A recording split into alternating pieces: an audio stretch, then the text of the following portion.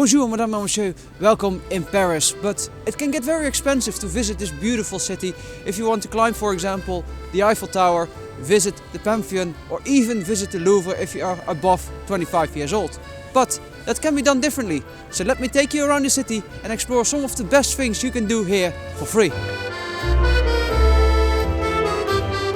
Paris is the capital and most populous city of France, with an estimated population of 2.1 million residents in an area of more than 105 square kilometers, making it the 30th most densely populated city in the world. Since the 17th century, Paris has been one of the world's major centers of finance, diplomacy, commerce, fashion, gastronomy and science. But as a tourist, it can also be expensive. So let's dive into the city and explore some of the best free things to do in Paris. One good thing, what's always good to do in a city and it's free, is just to get lost through its many streets.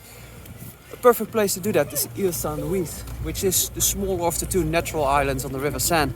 It's a very iconic place in Paris, but not only that, it gives you a good view around the city. Like, for example, behind me there is the Pantheon, but a little bit there the construction site, that's the Notre Dame, which of course was destroyed during the big fire that happened a couple of years ago. It should be restored next year when the Olympic Games are happening.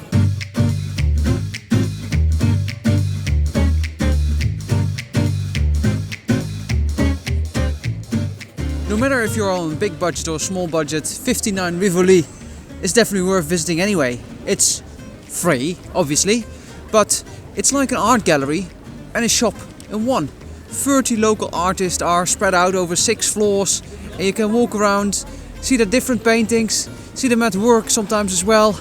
And yeah, it's basically a living piece of art. It's really interesting to walk through.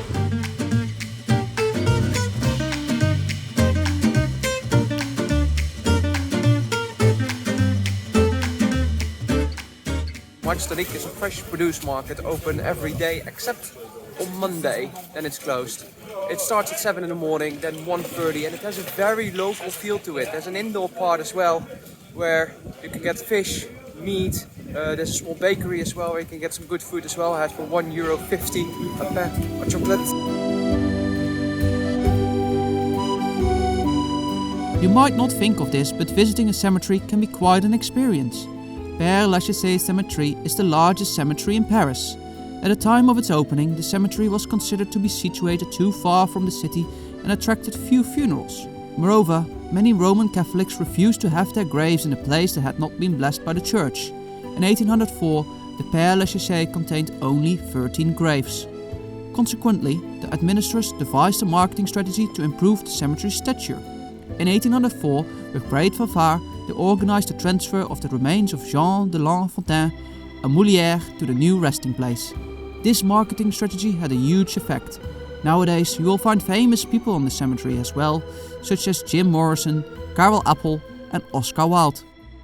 A small little spot for you to visit as well if you are into architecture is Pavillon de l'Arsenal.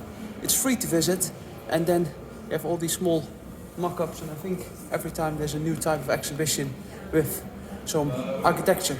But be aware, all the descriptions of the buildings are in French.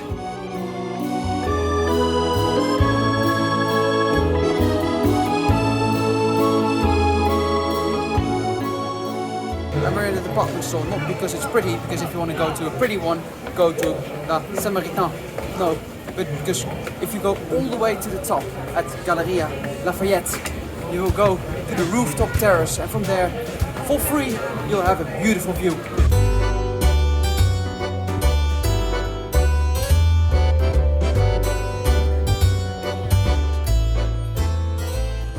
Honestly, the viewpoint at Lafayette rooftop terrace was just a starting point, because if you have time and can walk to Montmartre area, then the views are way better from here. And of course, it's free as well.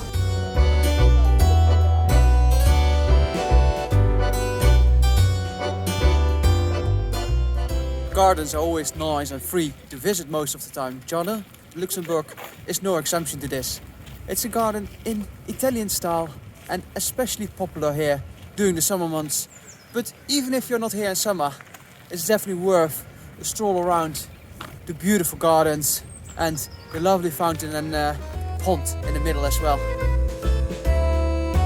Paris is also the city of art, and that means, luckily for me, there are a lot of venues that offer free live music. I had a great time at La Disquaire and at Supersonic. Both offer a great night out with some great bands. If there are any more great free things to do in Paris, please let me know in the comments below. And for now, au revoir.